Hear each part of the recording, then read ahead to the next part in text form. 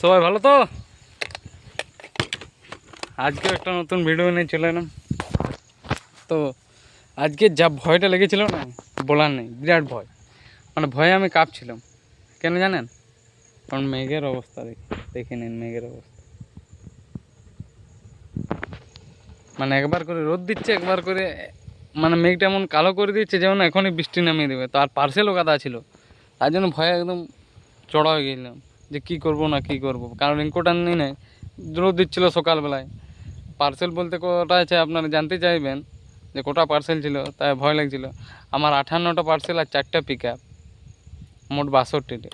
আর 10-12টা parcel আছে দিয়ে দিই। এখন 1:30 বাজেও গেছে, খিদাও লেগেছে।